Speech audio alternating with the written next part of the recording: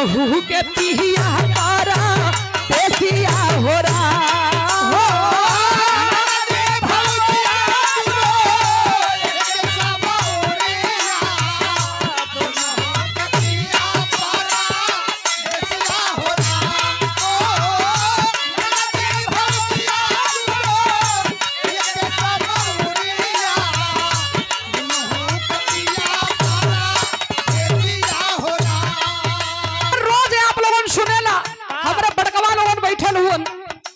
लेकिन इस गीत पे बाबा के ऊपर लिखल गई है, थोड़ा गौर करी हन। भाव है कैसे?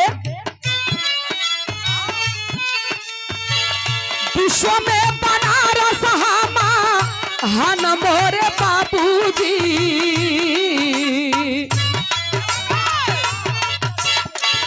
विश्व में बनारस हमा हन मोरे बाबूजी, अद्भुत छटा काशी नगरी के हो।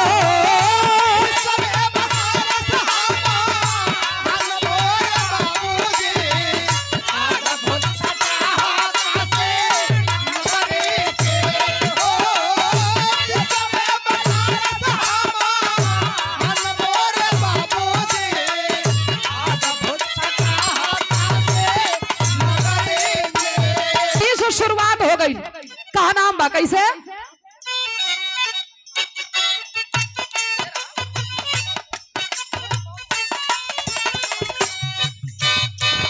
जहाँ भोले बाबा के पावन स्थानवा, भोले बाबा के पावन स्थानवा, जहाँ भोले बाबा के पावन स्थानवा,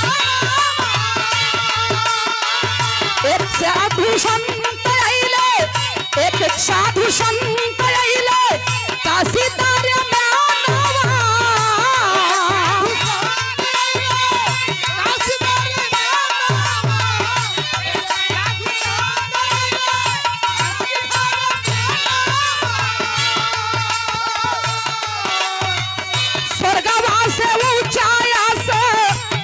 मोरे बाबूजी,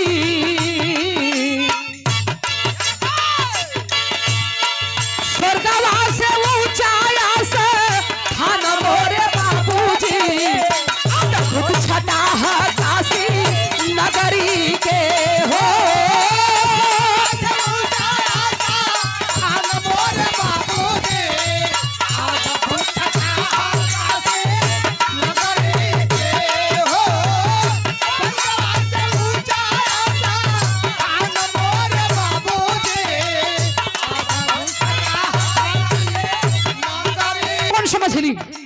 बाहरे भगवान भोलेनाथ के नगरी, यही काशी के धरती पर हिंदुस्तान से नहीं विदेशों से लोग आते हैं देखने के लिए बाबा। और ये काशी के धरती पर एक से बढ़ के एक साधु संत महात्मा हुए, जिनका कोई जवाब कोई जोड़ नहीं रहा। प्रमाण है दूसरी कड़ी में, कैसे?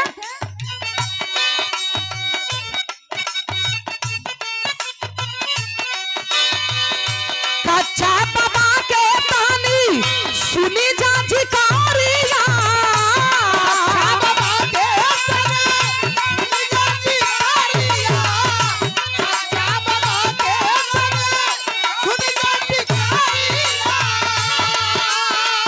गोरखपुर से आइले चालू पुरी के नगारिया,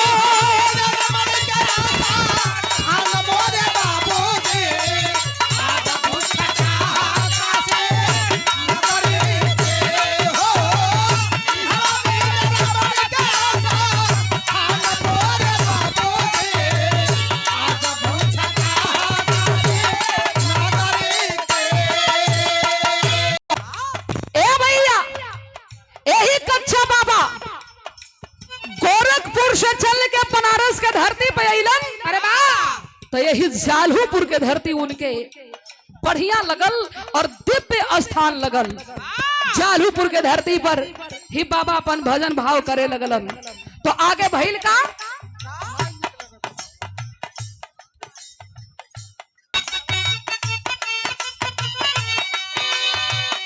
कच्चायन कच्चा दूध के कोहरा भोजनवा, कच्चा दूध के कोहरा भोजनवा, कच्चा दूध के कोहरा भोजनवा।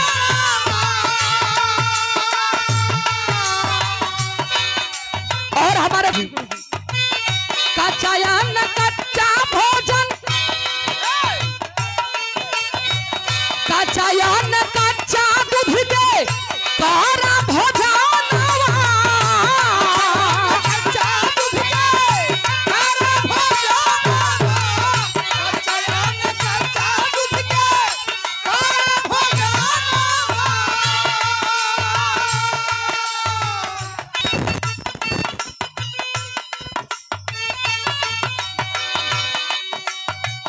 कच्चायन कच्चा दूध के कोहरा भोजनवा, कच्चा दूध के कोहरा भोजनवा, कच्चायन कच्चा दूध के कोहरा भोजनवा। खैले लागल कीर्ति भैया उनकर रातो दीनावा,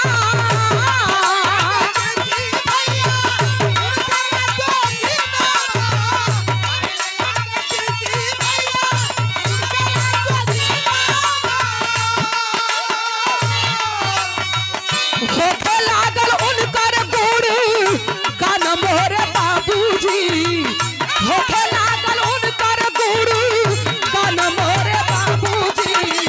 अद्भुत छटा है काशी नगरी के हो,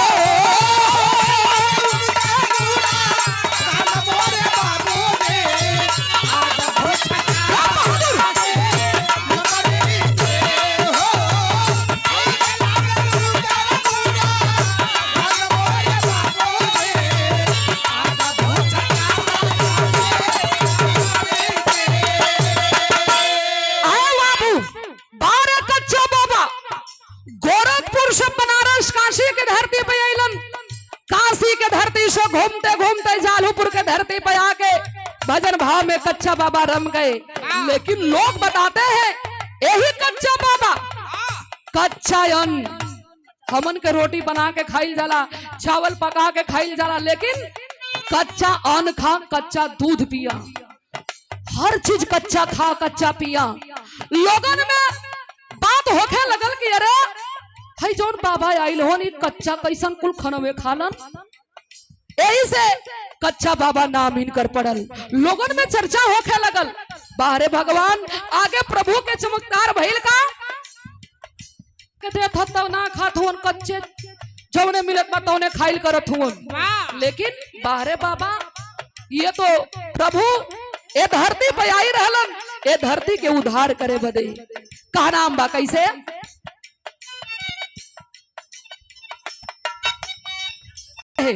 का नाम बा कैसे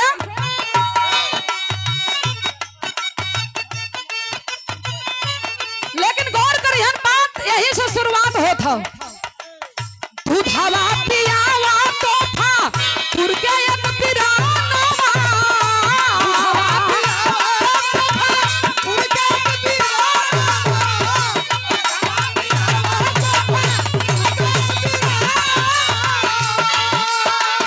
एक दिन मार गइले उन्हीं कर लालानवा,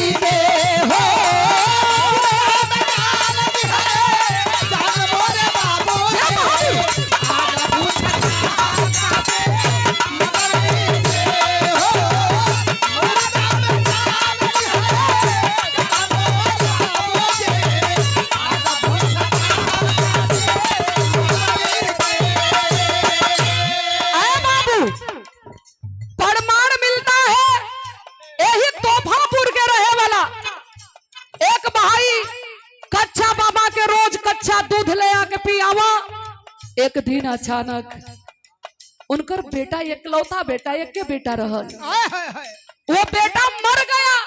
वाह वो भाई फूट फूट के रो रहा था। तोहफापुर से दूध लेकर, एक हाथ में दूध और एक हाथ में अपने बेटे के लाश कफनिया के, कफन उड़ाकर और कंधे पर रख के, एक हाथ में दूध कंधे पर बेटे के लाश रख के यही कच्चा बाबा के दरबार में आया। आय हाय हाय फूट फूट के रोने लगा, बोला कि बाबा वाह हम आपके लिए दूध लाए हैं। कच्चा बाबा कलन दूध लाई लेवा है का, पैर पर गिर के रोवे लगलन कि हमारे एक लौता ही बेटा रहल, आय हाय बाबा आज हमार संग छोड़ देलन, हमार दुनिया वीरान हो गई, बुढ़ौती के सहारा टूट गिल हो बाबा। कच्चा बाबा हंसे लगलन, खलन की अरे रोवत काहे हुआ, दूधवा लिया वा। दूधवा लेके आधा अपने पियलन, आधा हटा के मुर्दवा के हो मुहवा खोल के आधा गिलास दूधवा, कच्चा दूधवा वो मुर्दवा के पियावे लगलन। आय हाय हाय तबले वो लड़का उठ के बैठ गया, वाह हाहाकार मच गया। अरे बाप रे बाप, है जोन बाबा आइल हुवन, ई मामूली बाबा हुवन, फलाना भैया के लइकवा मर गिल ह। सुबेरवा वो के कफनिया के रोवत लेके गइलन, आ खाली दूधवा पियौते उ लइकवा उठ के बैठ गइल ह। वाह लोगों के भीड़ लगने लगी, धन हो बाबा। यही कच्चा बाबा और कैलन का राजा जात ढाड आइले, चेत सिंह के भवानवा।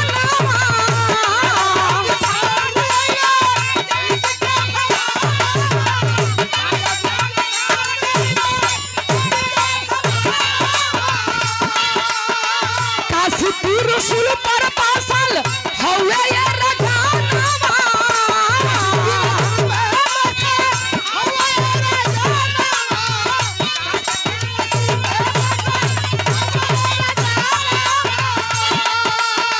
जहाँ पी राजा भागा वन मोरे बाबूजी, जहाँ पी राजा भागा वन मोरे बाबूजी। वो छटा है काशी नगरी के हो,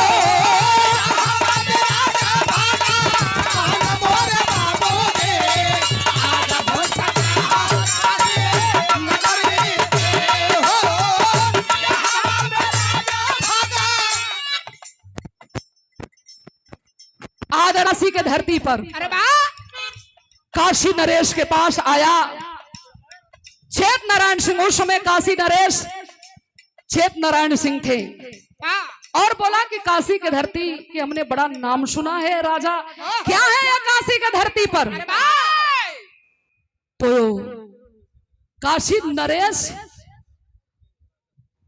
और राजा से बताए, अंग्रेज राजा से बताए कि यह काशी की धरती भगवान भोलेनाथ के त्रिशूल पर बसी हुई है। वाह तो अंग्रेज के वो राजा बोला कि मुझे देखना है बाबा कि आखिर कैसा ये बनारस की धरती, काशी की धरती त्रिशूल पर बसी हुई है। वाह चेत नारायण सिंह बड़ा फेर में पड़ला न, अब नहीं अबे बन गई, अबे के हम कहां से दिखाई।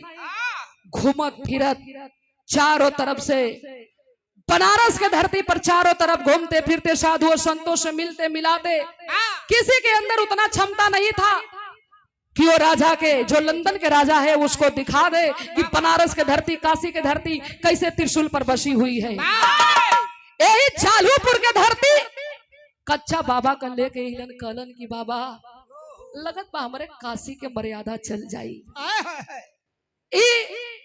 अंग्रेज देखना चाहता है कि भगवान भोलेनाथ के नगरी काशी की धरती कैसे त्रिशूल पर बसी हुई है।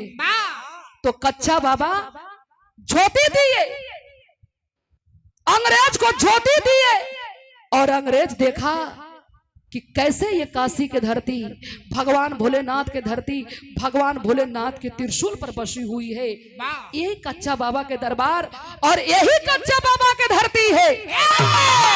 अरे आप अपने आप को बड़ा भाग्यशाली समझते हैं कि ये जालूपुर के धरती कच्चा बाबा के धरती है और ऐसे महान हमारे धरती पर आए कि हम सबको उद्धार करके गए। अंग्रेज जाके कच्चा बाबा के पैर पर गिर गया, हाथ जोड़ लिया कि आप तो संतों में महासंत हैं। तो भाव है कैसे?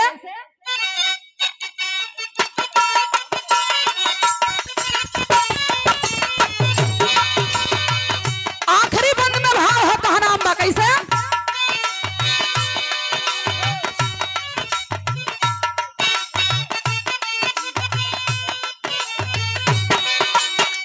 ये हाँ बनारस यही धरती के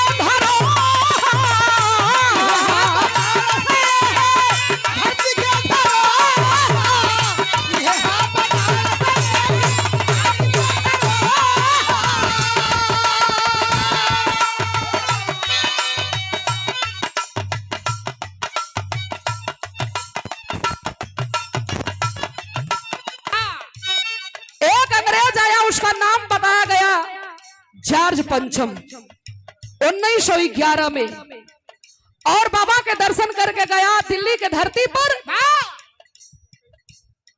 और 2100 तोपों के सलामी दी गई और उसी दिन से राष्ट्रीय गान के सम्मान किया गया और उसी दिन से राष्ट्रीय गान के लोग गाने लगे।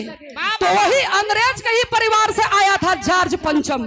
तो ये धरती कोई मामूली धरती नहीं है, गाना बजाना अपनी जगह के बात है, लेकिन ये 5 लाइन में बतावल गई है कि जहां आप ना जा पाइबा वहां हम ना जा पाई, कभी खोज के ढूंढ के ले आके वो लाइन के वो बात के लिखे लन।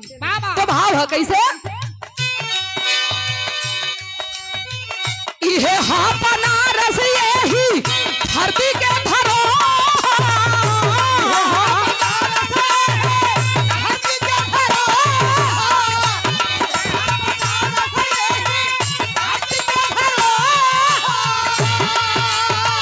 भारी भैले सबे काशी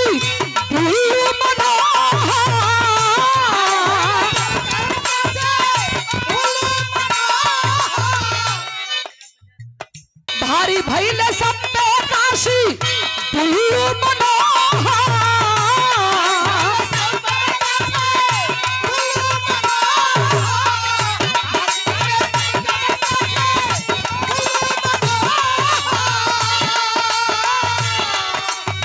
रजनी जो खनकावा गुड़ गाना मोरे बाबूजी, रजनी जो खनकावा गुड़ गाना मोरे बाबूजी,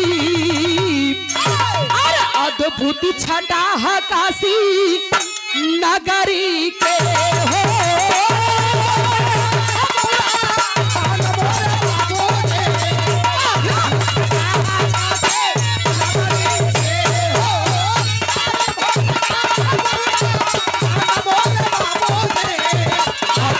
छटा काशी नगरी के